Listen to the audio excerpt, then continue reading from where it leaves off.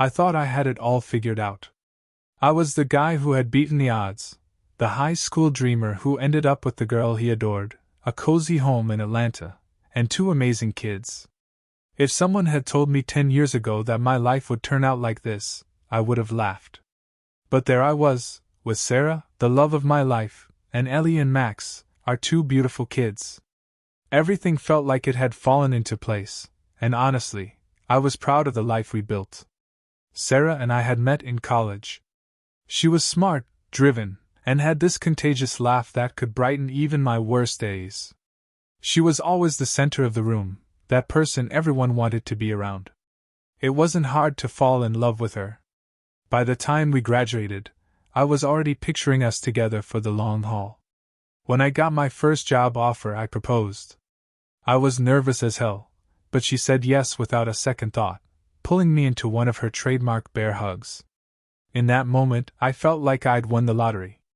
Flash forward 10 years, and things were good, better than good, really. On weekends, I'd be in the kitchen, watching through the window as Sarah played with the kids in the backyard.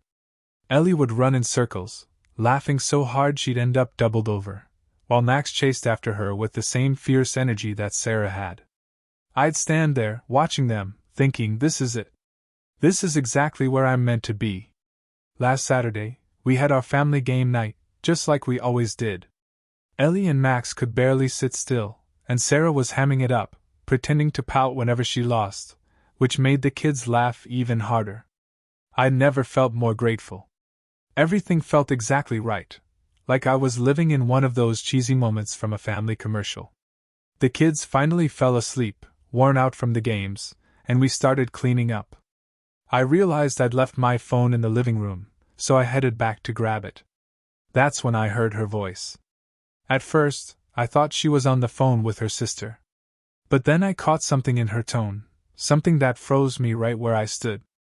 "I'm only here for the kids," she said, her voice low and firm. "You know that." The words hit me like a punch. I stayed rooted to the spot, trying to make sense of it. She let out a quiet laugh, one I barely recognized. "I told you, he doesn't know anything," she continued. "He thinks everything's perfect. He has no clue. He's just stable." She said that word like it was something dull, something she had to tolerate. "I'm only here until the kids are older. Then I'll be done."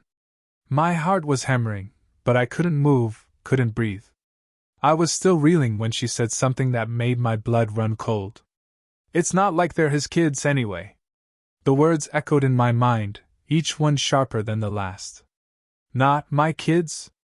Ellie and Max, who I'd loved and raised and cherished as my own, who I'd played catch with, read bedtime stories to, tucked in every night? I felt like the ground had opened up beneath me. My vision blurred. I stumbled back from the door, hands shaking, desperate to get out before she noticed I was there. My whole world had been ripped apart in a single moment.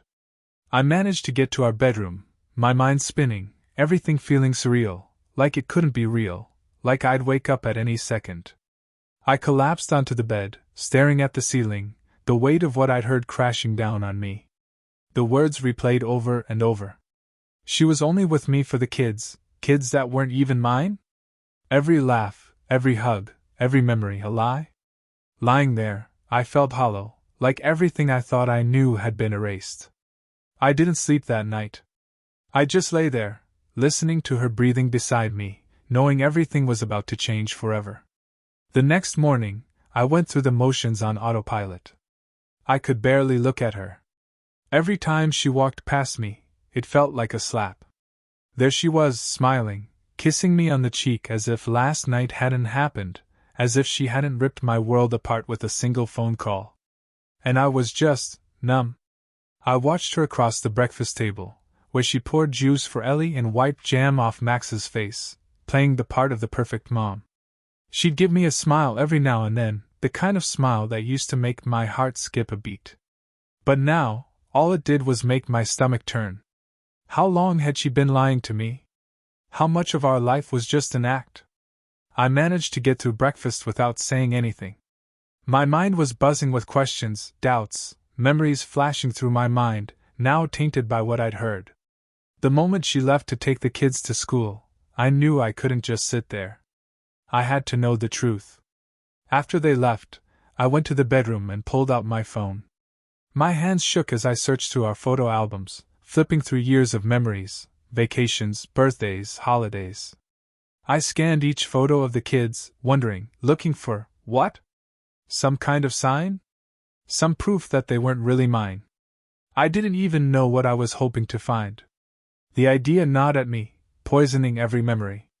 I needed to know for sure, to see it in black and white. So I opened my laptop and searched for DNA testing services. I scrolled through a few options, my mind racing as I read about at-home kits that could discreetly test paternity. I ordered one without a second thought, paying extra for overnight shipping. I couldn't wait. I wouldn't wait. Days crept by in this haze, each one feeling heavier than the last. She carried on as if nothing had changed, but I noticed everything now. The quick glances at her phone, the small, secretive smiles when she thought I wasn't watching. Each moment made me angrier, the weight of what I'd overheard festering inside me. I found myself becoming someone else, someone watching and waiting, gathering pieces to a puzzle that I desperately didn't want to solve. Then, late one night, she was in the shower when the test kit arrived in the mail. My hands were steady as I read the instructions, a sick feeling twisting in my stomach as I thought about what I was about to do. It felt wrong, intrusive, like I was digging into something I shouldn't. But I didn't care. I needed answers. The kids were already asleep, so I went quietly into Ellie's room first, watching her as she slept peacefully, completely oblivious to the storm brewing in her father's heart. Gently, I swabbed the inside of her cheek, then closed the door and moved to Max's room, doing the same. I felt a strange guilt rise up in me, like I was betraying them somehow, but the need to know was stronger than anything else. The next few days were torture. I barely slept, barely ate, counting the hours until those results would come back. I had a choice: confront Sarah or wait for proof. Every day I thought about saying something, about cornering her and demanding she tell me the truth. But I wanted her to feel as blindsided as I had felt, as shattered and betrayed. So I stayed silent, waiting for confirmation that would turn this nightmare into a concrete reality. And then the day came. I opened the email in the privacy of my car, unable to do it in the house where she might see me. As I clicked through to the results, my heart was racing, part of me still clinging to hope, praying that I'd been wrong, that maybe there was some other explanation. But there it was, in cold, clinical terms, inconclusive paternal match. My hands went numb, and my vision blurred. I had spent years loving those kids, raising them, shaping my entire life around them. They were my world. And now? They were still my kids, but not in the way I'd thought. I don't remember driving home that night. I was in a daze, barely able to see the road, my mind looping through every moment I'd spent with Sarah, with Ellie and Max. Every bedtime story, every family trip, every scraped knee I'd bandaged, it all felt like it was being torn from me. They were my kids, weren't they? That's what I kept asking myself. Did any of it matter now? When I got home, Sarah was in the kitchen, stirring a pot on the stove, humming softly to herself. She looked up when I walked in, her face lighting up like it always did when I came home, like I was still the man she loved.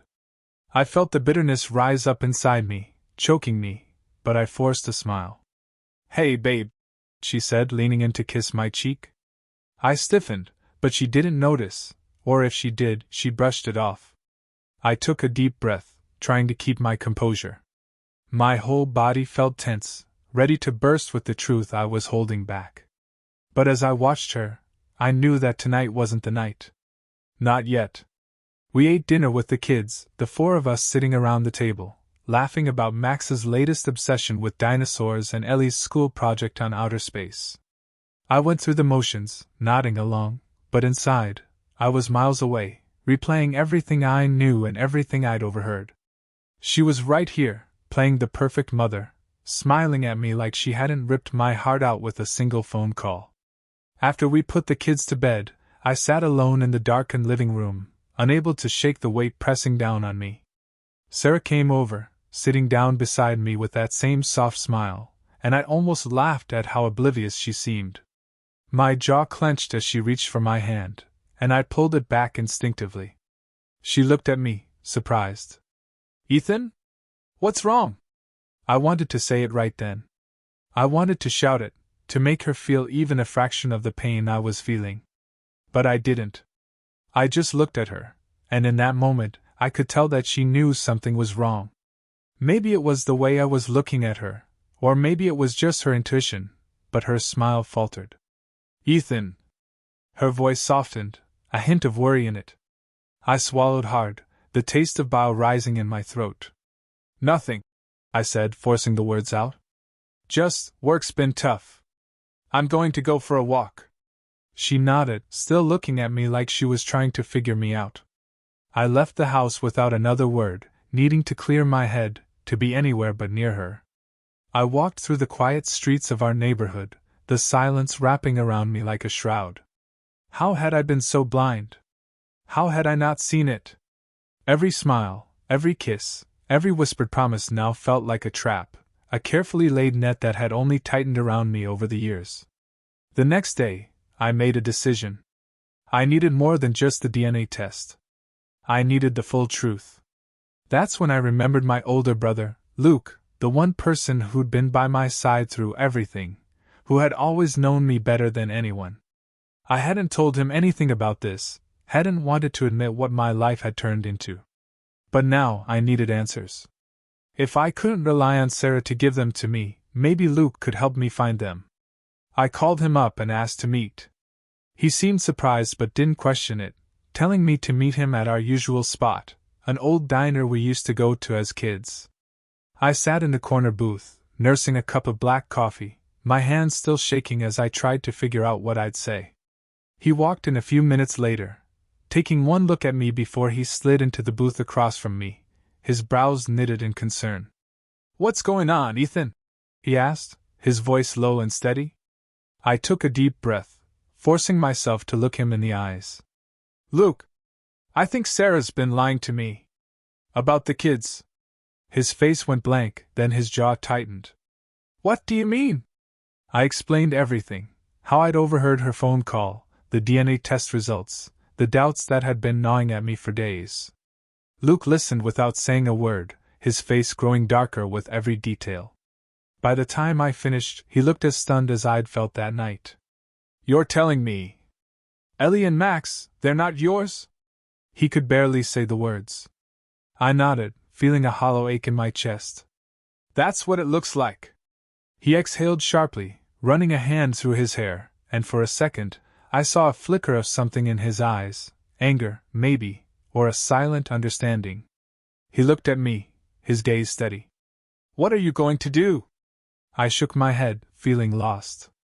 "I don't know. I don't even know who their father is." He hesitated, then leaned forward, his expression serious. "Ethan, you need to find out. You can't let her keep lying to you, not about something this big. You deserve to know everything." I nodded, the determination settling in my gut. "I know. And I'm going to find out." I spent the next few days piecing together every memory, every hint, every tiny detail that had once seemed insignificant. The more I thought about it, the more I realized there'd been signs. The odd glances, the laughter she'd share over private text messages, the quiet pauses in her conversations when I'd walk into the room. I'd told myself it was nothing, that I was just overthinking, that she was loyal. But now, those memories felt like proof of something dark and twisted. The worst part was that I knew Sarah wouldn't tell me anything if I confronted her now. She'd look at me with that calm, unbothered expression, lie smoothly, and I'd end up with nothing but her hollow reassurances. No, I couldn't ask her yet. I had to do this quietly, find my own way to get answers. So, I started digging. It began with the people who had been around us from the start, friends, family, anyone who might know something they'd accidentally let slip. I reached out to her college friends, just casually, acting like I was trying to reconnect. One by one, I chatted with them, letting the conversations drift to our early days together. Nothing came up. They all talked about Sarah like she was a saint, the perfect wife and mother. Part of me hoped that maybe, just maybe, I'd been wrong all along, that there'd been a mistake in the DNA test. But deep down, I knew it wasn't a mistake. Then, one night, I had a breakthrough I hadn't expected. I was scrolling through old photos on my computer, looking for anything out of the ordinary, when I found an old folder labeled Family Events. I opened it up, and one of the earliest photos was from a Christmas party years ago. My family, my parents, my brother Luke, and Sarah, her arm around someone I hadn't thought much about in years. It was my older brother, Tom. Tom had always been something of a family legend, the charmer, the athlete, the one everyone thought would make it big. He'd always had an easy way with people, especially women. Growing up, he and I had been close, but we'd drifted apart over the years. Tom had moved across the country for a job, and aside from the occasional family gathering, we rarely spoke. But in this photo, he and Sarah were standing awfully close. I stared at it, feeling a prickle of suspicion I hadn't considered before. The way they were looking at each other, it was just a photo, just a frozen moment, but it didn't sit right with me. I scrolled through a few more pictures and found others from different events, Thanksgivings, birthdays, even random gatherings, and in almost every one, there was Tom, close to Sarah, his arm around her shoulder, the two of them sharing those little moments I'd always brushed off as just friendliness. The more I stared at the photos, the more my gut twisted. I couldn't shake the feeling that maybe this was it. Maybe Tom was the missing piece I'd been searching for. It was a stretch, I knew that. But my mind kept going back to those images, those smiles, those lingering glances. Why hadn't I noticed before? After a sleepless night, I decided I couldn't wait any longer. I had to know, and there was only one person who could give me the truth. I picked up my phone, staring at Tom's number for what felt like forever. My finger hovered over the call button. I didn't know what I'd say, how I'd even begin to ask him about this. But I couldn't keep living in the dark. Finally, I took a deep breath and pressed call. The phone rang, each second dragging out longer than the last. Just when I thought he might not pick up, I heard his voice, sounding groggy and confused. Ethan? Hey man, it's been a while. Yeah, it has, I replied, my voice shaking despite my efforts to keep it steady. Listen, Tom, I need to talk to you about something. Something serious. There was a pause, and I could feel the tension on the line. All right, he said slowly. What's going on? Are you alone? I asked, glancing around the empty room, feeling like an idiot for asking, but the question came out before I could stop it. Yeah? I'm alone. He sounded wary, like he knew whatever I was about to say would be heavy. What's this about? I hesitated, my heart pounding in my chest. I need to know the truth, Tom. About you and Sarah. The line went silent, and for a moment I thought he'd hung up. But then he sighed, a long, weary sound that seemed to confirm everything I'd been dreading. What are you asking me, Ethan? He said finally, his voice low, almost pleading. You know exactly what I'm asking, I replied, my voice barely a whisper. Are Ellie and Max yours? He didn't answer. He didn't deny it. That silence on the other end told me everything I needed to know, even before he spoke. Ethan. His voice was shaky, barely audible.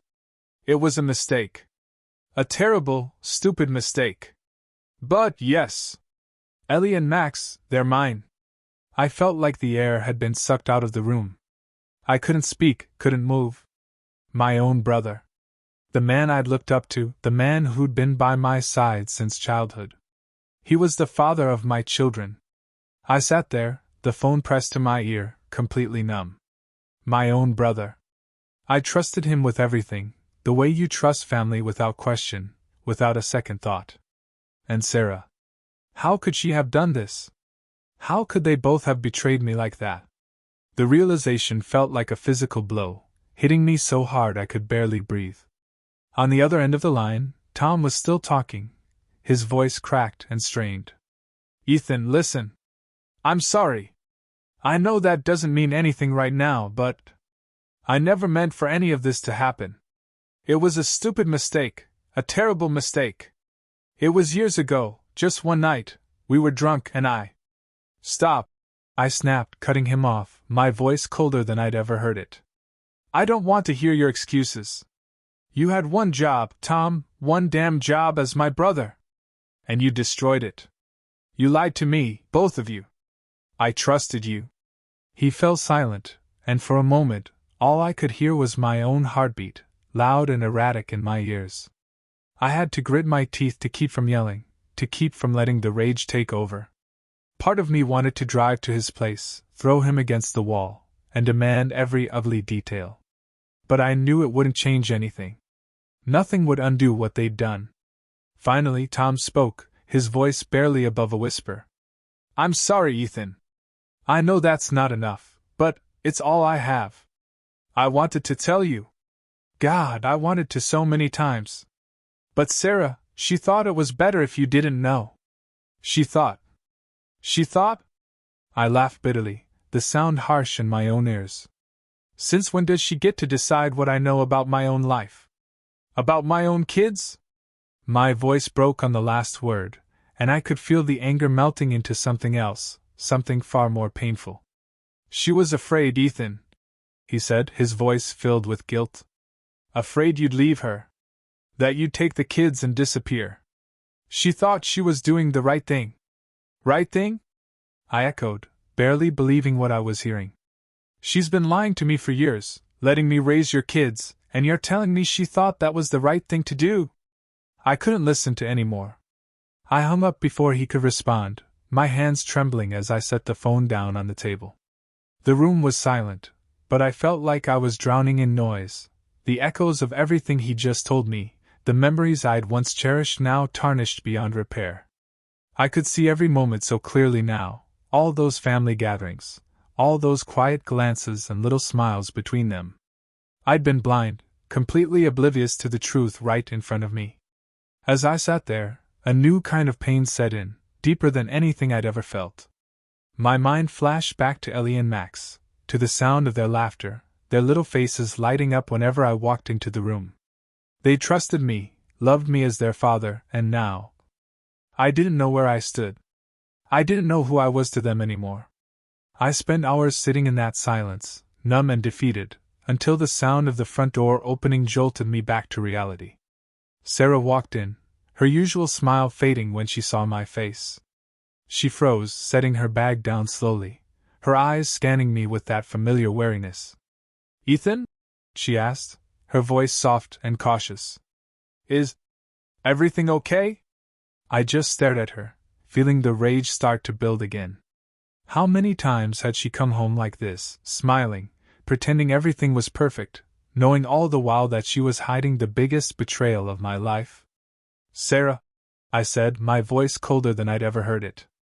We need to talk. She looked at me, her face pale, the color draining from her cheeks. What's going on? Tell me the truth, I said, my voice tight with barely controlled fury. About Tom. About Ellie and Max.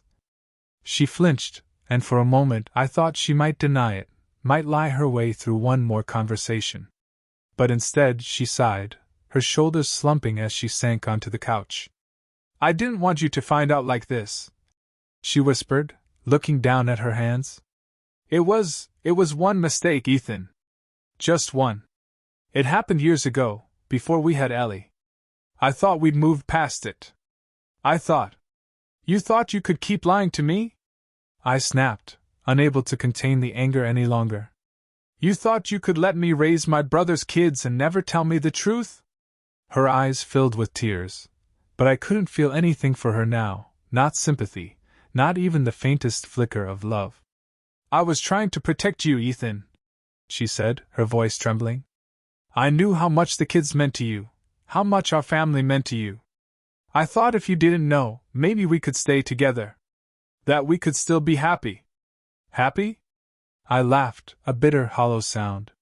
How could I be happy when everything I know is a lie? Her tears fell then, and she buried her face in her hands, sobbing quietly. But I didn't feel sorry for her. I felt nothing. Just an aching emptiness that seemed to grow with every second that passed. "I'm done, Sarah," I said finally, my voice empty. "You and Tom took everything from me. Everything I thought I had, every memory, every part of my life with you, it's all gone.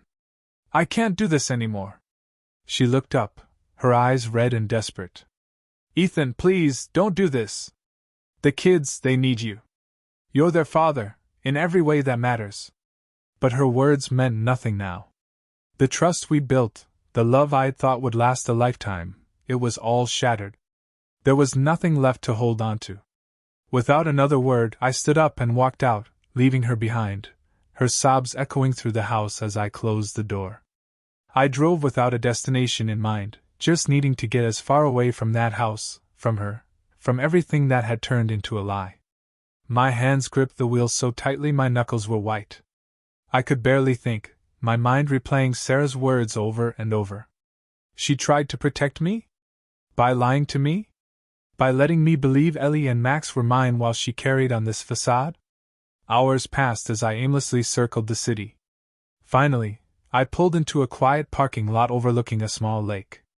I just sat there, staring at the water, letting the numbness settle over me. Eventually, I felt my phone buzz in my pocket, snapping me out of the daze. I ignored it at first, but it kept buzzing, texts, voicemails. I could guess who they were from. But then a different name flashed across the screen. Jessica Coleman. I hadn't seen that name pop up in years. Jessica had been a close friend back in high school, the one who'd always had my back through everything. She'd been my first real crush, but back then, I hadn't had the guts to tell her how I felt. When we graduated, she'd moved away for college, and we'd lost touch. Out of curiosity, I opened the text. "Hey Ethan. This might be random, but I saw your name in a group chat with some old high school friends. Thought I'd reach out to see how you're doing. It's been years." A laugh escaped me, more bitter than amused. Of all the times for an old friend to text, it had to be now. I was tempted to ignore it, but some part of me, maybe the part that just wanted to feel something, anything, besides the betrayal that had been choking me, made me reply. "Hey Jessica. Long time, no see. Things are complicated." Her response was immediate. "Complicated? That doesn't sound great. Want to meet up and talk about it?" I hesitated. I wasn't sure I wanted to get into everything with her. But then again, Jessica had always been easy to talk to. And right now, talking to anyone who wasn't my lying wife or my deceitful brother sounded like a relief. We arranged to meet at a small coffee shop we used to go to back in high school. When I walked in, I saw her right away, sitting by the window. She hadn't changed much, still had that same warm smile, that familiar, easy energy. When she saw me, she waved, and for the first time in days, I felt a hint of something lighter, something almost like relief. "Ethan," she said, standing up to give me a quick hug. "I almost didn't recognize you." I tried to smile, but it came out crooked, forced. "Yeah, it's been a while." We sat down, and for a few minutes, the conversation stayed on safe ground. She talked about her job as a photographer, her travels, how she'd ended up back in town after all these years. I listened, grateful for the distraction, for the break from my own thoughts. But Jessica must have noticed something in my face, or maybe she just knew me too well, because after a while, she leaned in, her gaze softening. "So, what's really going on, Ethan?" I hesitated, but there was something about her that made me feel like I could finally let go, like I didn't have to keep everything bottled up. So I told her. I told her about Sarah, about the betrayal, about the DNA test, about finding out that the kids weren't mine. The words poured out, each one bringing a little more clarity, a little more release. She listened without interrupting, her expression filled with sympathy and disbelief. When I finished, she sat back, shaking her head. "Ethan, I can't even imagine what you're going through." "Yeah." I laughed, hollow. "Neither can I, honestly." She reached across the table and squeezed my hand. "You don't deserve this, you know. You've always been the kindest, most genuine guy I know. To go through something like this, it's not fair." The warmth of her hand, the way she looked at me, like I was still the person I used to be, not the broken man I'd become over the past week, it did something to me. I felt a strange comfort in it, like a balm on a wound. And for a moment, sitting across from her, I forgot about Sarah, about Tom, about all of it. We ended up talking for hours, catching up on everything we'd missed in each other's lives. By the time we left the cafe, it felt like the weight on my chest had lifted, even if just a little. As we stood outside, saying our goodbyes, Jessica gave me a long, searching look. "Hey, don't be a stranger, okay? If you ever need to talk, or anything else, just call me." I nodded, managing a real smile this time. "Thanks, Jessica. Really. I needed this." She smiled, her eyes warm and kind, and gave me one last hug. As she walked away, I stood there, watching her, feeling a flicker of something I hadn't felt in a long time: hope. Over the next few weeks, Jessica and I texted often, met up a few more times. She became my anchor, the person I could lean on as I navigated the fallout of my crumbling marriage. And then, one night, I asked her out, almost on impulse. We'd spent hours talking that day, and I realized I didn't want the night to end. To my relief, she agreed.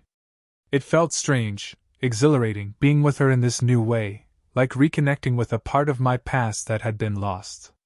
And one night, as we sat in her car, talking about everything and nothing, I realized just how much I'd fallen for her, how much I'd always loved her, even if I'd never had the courage to admit it. Things moved quickly after that. I told Sarah I was filing for divorce, laying it all out as coldly as I could. She cried, begged, tried to get me to change my mind, but I was done. My life with her was over. Ellie and Max were another story. I still loved them deeply, still felt a fierce responsibility to be in their lives. But Sarah? She was nothing to me now. Through it all, Jessica was there, steady and supportive. She became part of my world, and gradually, we started building a new life together. And then, one night, she sat across from me, her face glowing as she took my hand. "Ethan, I'm pregnant." The words sent a thrill through me, a kind of joy I hadn't felt in years. I pulled her into my arms, laughing, feeling that weight finally lift for good. We were going to have a child together, a fresh start, a chance to finally have the family I'd always wanted, this time with someone I truly loved, someone I could trust. For the first time in months, I felt like I'd found my way back to myself. But as happy as I was, I couldn't shake a nagging thought. Life had thrown me some brutal surprises before. And as much as I wanted to believe that everything would stay perfect this time, a part of me wondered if there were still shadows I hadn't yet seen, secrets waiting in the wings. Jessica and I spent the next few weeks in a blur of excitement, planning for our future, for the life we wanted to create. I threw myself into preparing for our new family, wanting to be the kind of father that Jessica could rely on. For once, life felt simple. The pain and betrayal from my past marriage were starting to fade, replaced by the excitement of this new chapter. I'd finally put Sarah and Tom behind me, or at least, that's what I kept telling myself. But then one evening, I came home to find an envelope on the doorstep. It was thin, official-looking, with Sarah's handwriting scrawled across the front. I picked it up, my heart sinking as I opened it. Inside was a single sheet of paper, a letter from Sarah.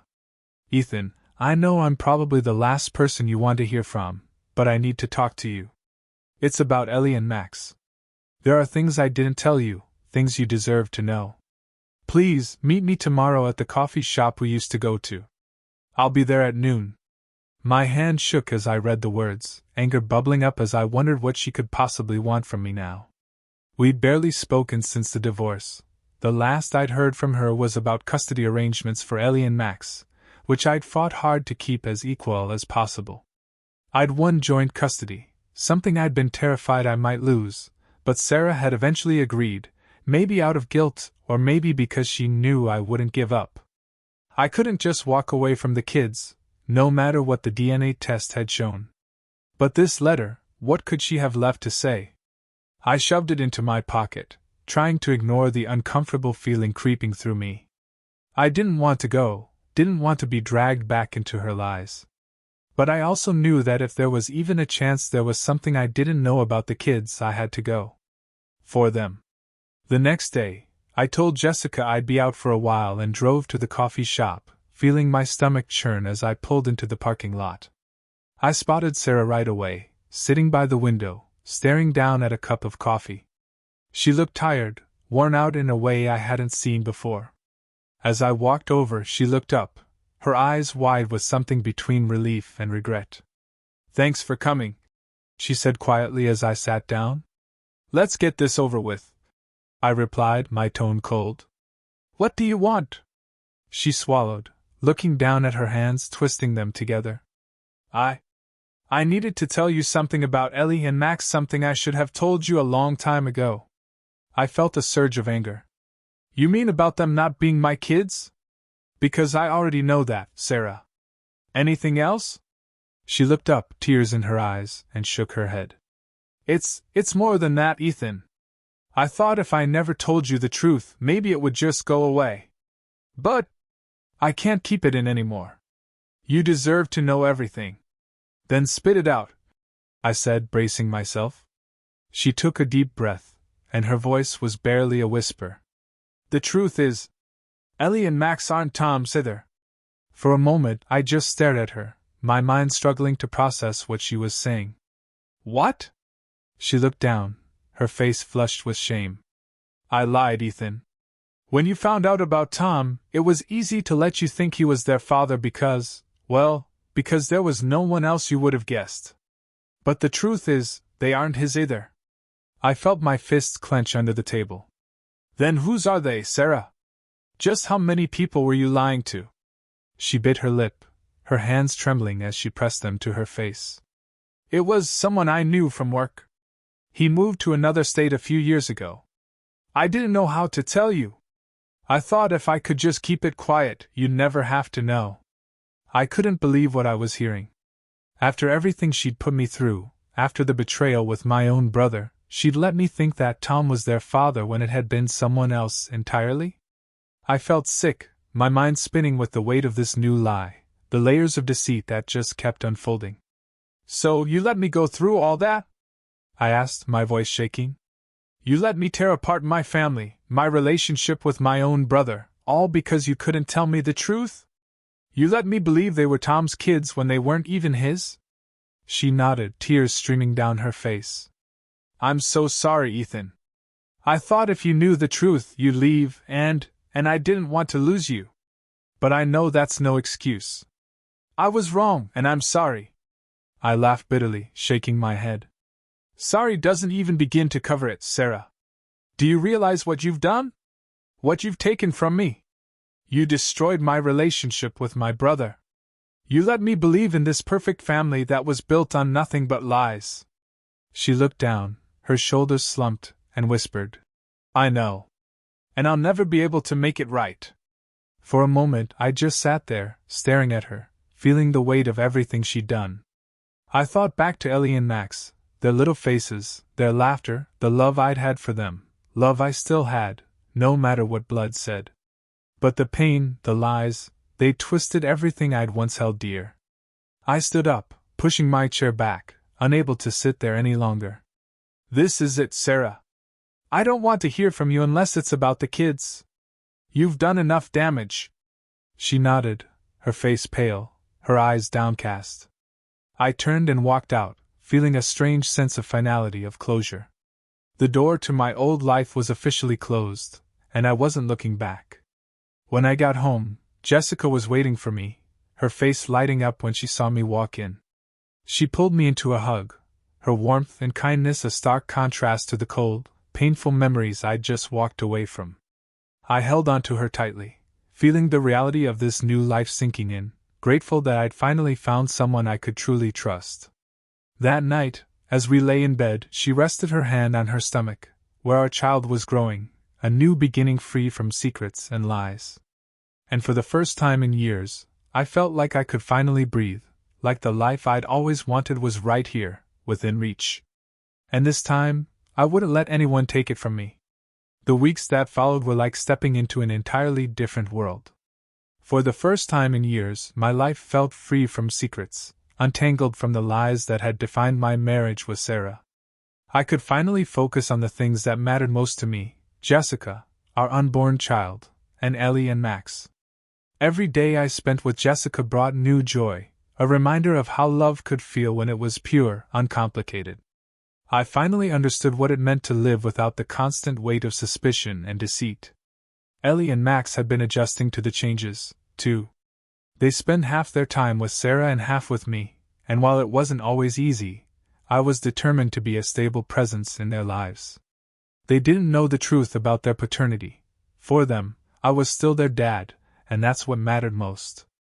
Every weekend I had them, we'd do something special, whether it was a trip to the park, a movie night, or just a lazy Sunday with board games and pancakes. I wanted them to know that no matter what happened between me and their mother, I was there for them. One afternoon, Jessica and I were setting up a nursery. We hadn't even started painting, but she'd insisted on buying all the baby essentials: crib, toys, blankets. It was a mess of boxes and excitement, and as we unpacked, we couldn't stop laughing, dreaming up names and imagining what the baby would look like.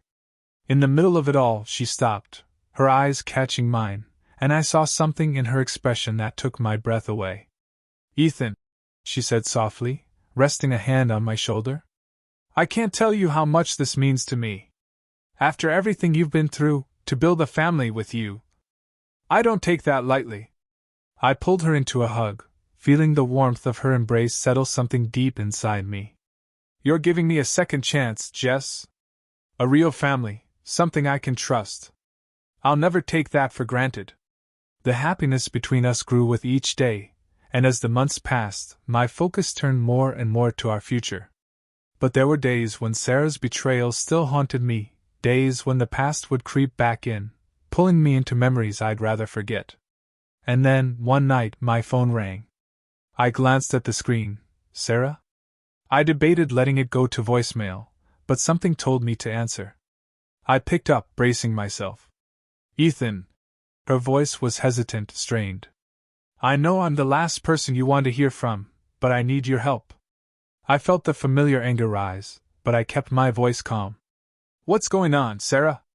"It's about the kids," she said, her voice cracking. I think I'm going to lose custody." "What?" I asked, blindsided. "Why?" She took a shaky breath. "It's complicated. I made some bad decisions. There was a guy I was seeing, and it got messy. He's taking me to court, and he's using it against me. I don't know what to do." I felt a familiar pang of frustration mixed with pity. Sarah's life seemed to spiral further down with each choice she made. Part of me wanted to tell her she was on her own, but another part, maybe the father in me, knew that Ellie and Max were about to be caught in the middle of it. "What do you want from me, Sarah?" I asked, keeping my voice steady.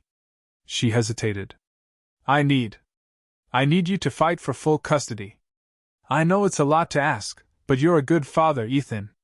The kids need you, and I'm not in a position to give them what they need right now." I took a deep breath, closing my eyes as I thought about the kids, about the life I'd fought so hard to keep stable for them. As much as I wanted to leave Sarah to deal with the fallout of her own decisions, Ellie and Max came first. "All right," I said finally, my voice firm. "I'll do it. But this means you're going to have to let go, Sarah. Completely. They'll be with me from now on."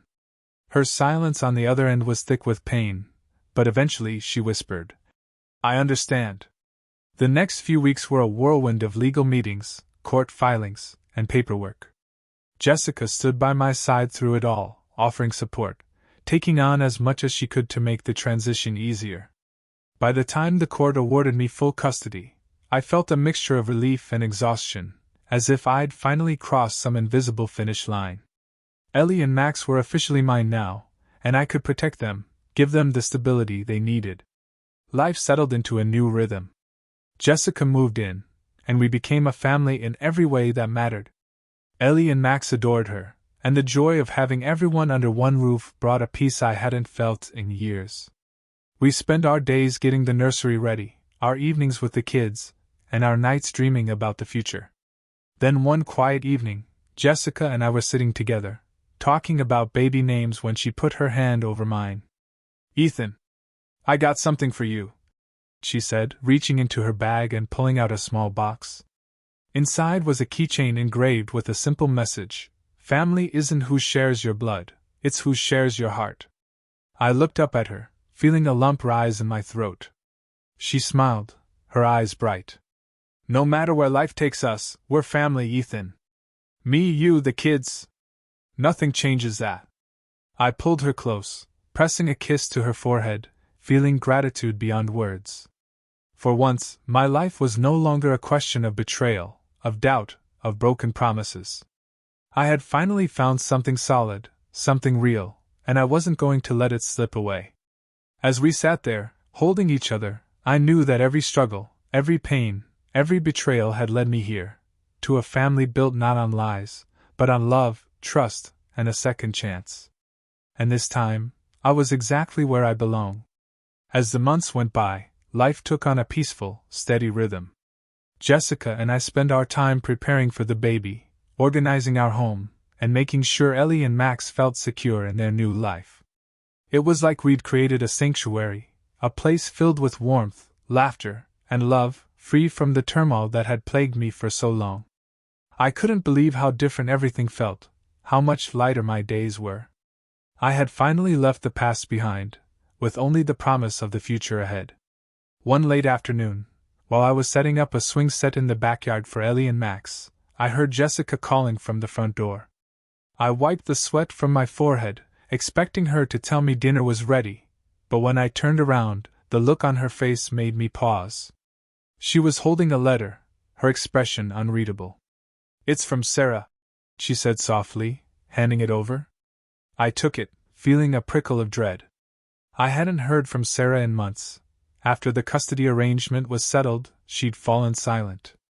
Part of me was relieved. I didn't want any more reminders of what I'd left behind. But now, seeing her name on that envelope, I felt a familiar weight settle over me. I opened the letter slowly, Jessica standing by my side, her hand resting on my shoulder. I unfolded the paper and began to read. "Ethan, I know I've put you through more than you ever deserved, and I'll never be able to make up for the hurt I've caused you and the kids.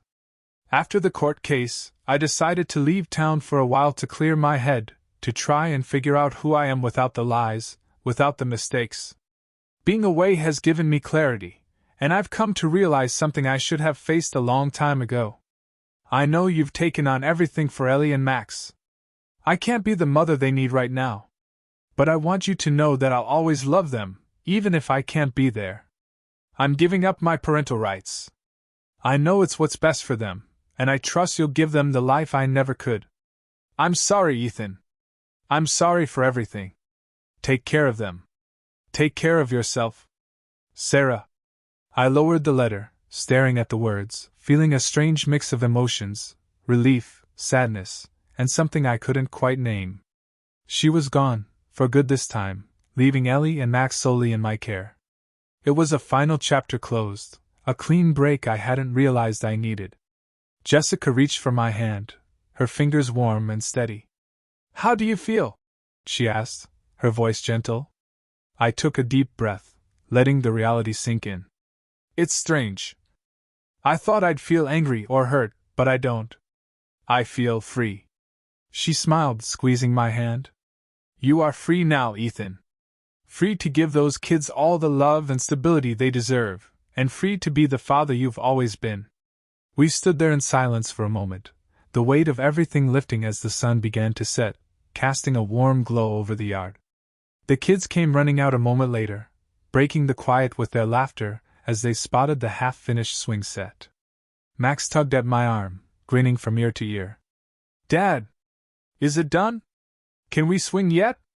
I laughed, ruffling his hair. "Almost, buddy. Just give me a few more minutes." Jessica and I exchanged a glance, and in that moment, I realized how right she was. I was free. I was finally free to build this life with her, to love Ellie and Max without reservation, without doubt. And soon, we'd welcome a new member to our family, a symbol of the fresh start I'd fought so hard for. The months passed, and life continued in its new rhythm. Jessica and I welcomed our daughter, Emma, into the world one bright spring morning. Holding her in my arms for the first time, I felt that overwhelming surge of love I'd only ever heard about. She was beautiful, perfect, a little miracle who had come into my life just when I'd needed her most. Ellie and Max adored their new little sister, doting on her like she was the most amazing thing they'd ever seen. Our home was filled with a new kind of laughter, a deeper, purer happiness than I'd thought possible. And Jessica, she was everything I'd ever dreamed of, the one person who had stood by me through every storm, helping me rebuild my life from the ground up. One evening, after we put the kids to bed, Jessica and I sat on the porch, watching the stars, a peaceful silence stretching between us. She rested her head on my shoulder, and I wrapped my arm around her, feeling content in a way I never had before. "Do you ever think about the past?" she asked, her voice soft. I thought about it for a moment, about everything that had led me here, every twist and turn that had nearly broken me, yet somehow brought me to this place. "Sometimes," I admitted. "But it doesn't haunt me anymore. It feels distant, like a different life." She nodded, reaching for my hand. "That's because it was. This is your life now, Ethan. Our life. And I wouldn't change a single thing about it." As we sat there together, looking up at the stars, I knew she was right. The past was behind me, a shadow fading with each day. And in its place was a love that was real, a family built on trust and second chances. I'd finally found my way home, and there was nowhere else I'd rather be. As time went on, life felt more complete, more solid, than I'd ever thought possible. Every morning, I'd wake up to the sound of Emma babbling in her crib, Ellie and Max's excited whispers as they tried not to wake us up too early. Jessica and I would share a smile, a quiet understanding that we'd built this life together, one that was built to last. One summer evening, after the kids had gone to bed, I decided to go through some old boxes in the garage. I'd barely touched them since moving into this house with Jessica. They were filled with memories from my past life, things I hadn't had the heart to throw away but hadn't been ready to face either. I wanted to clear some space in the garage, maybe make room for a workshop or even a play area for the kids. But part of me also wanted to finally close the door on those old memories. As I sifted through the boxes, I came across a photo album. It was filled with pictures from my early days with Sarah, photos of Ellie and Max when they were little. I hesitated, wondering if I should even bother looking through it. But something compelled me to open it. As I flipped through the pages, I couldn't help but smile at some of the photos. There were images of Ellie with her first birthday cake smeared across her face, Max in his tiny football jersey, laughing as I tossed him in the air. For all the pain and betrayal that had come later, those early memories still held a certain warmth. I'd loved those moments, had cherished them with everything I had, and part of me was grateful to remember that there had been real happiness back then, even if things had ended in lies. Then, tucked between the pages, I found a small, folded piece of paper. Curious, I unfolded it, realizing it was a note, Sarah's handwriting, written in careful, looping letters. "Ethan, if you're reading this, I guess you found the letter. I don't know if you'll ever truly forgive me, but I hope that one day you'll understand why I did what I did. Ellie and Max may not be your blood, but you are and will always be their father in every way that counts. I wish things had been different. I wish I could have been the person you needed me to be. But please remember the good times. They were real. And they were because of you." The words hit me hard, stirring up a mix of emotions I hadn't expected to feel. Forgiveness? I wasn't sure I'd ever find it for Sarah. But maybe she was right about one thing. I could hold on to the good times without letting them haunt me. I didn't have to carry the bitterness, the betrayal, the pain. Those days were over. I could finally let them go. I folded the note and placed it back in the album, taking one last look at the photos before closing it for good. And as I stood there in the quiet garage, surrounded by boxes of a life I'd left behind, I felt a sense of peace settle over me. The ghosts of my past were finally at rest. When I walked back inside, Jessica was waiting for me in the living room, a warm smile on her face as she looked up from her book. She must have seen something different in my expression because she closed the book and held out her hand, inviting me to sit with her. "Find anything interesting out there?" she asked, her tone light. "Yeah," I said, sitting down beside her and taking her hand. "Just a few old memories I'm finally ready to let go of." She smiled, giving my hand a gentle squeeze. "Good. You deserve to be free of it all, Ethan. We all do." I looked at her, this woman who had shown me what real love could be, who had been there through the darkest moments, and helped me rebuild everything I'd lost. I didn't need anything else. I didn't need to look back. My future was here, with her and our kids.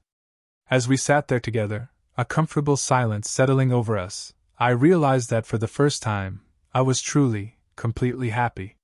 The life I'd always wanted wasn't in some old photo album or hidden in the memories of a painful past. It was right here in this house, with the family we'd created and the love we shared. The next morning, as I watched the sunrise with Jessica by my side and our kids waking up one by one, I felt a deep, unshakable peace. Life had led me through twists and turns I hadn't seen coming, through betrayals that had nearly broken me, but in the end, it had brought me here. And this time, I knew I was exactly where I was meant to be. Thanks for watching. If you enjoyed it, hit like and leave a comment with your favorite part. We'd love to hear your perspective.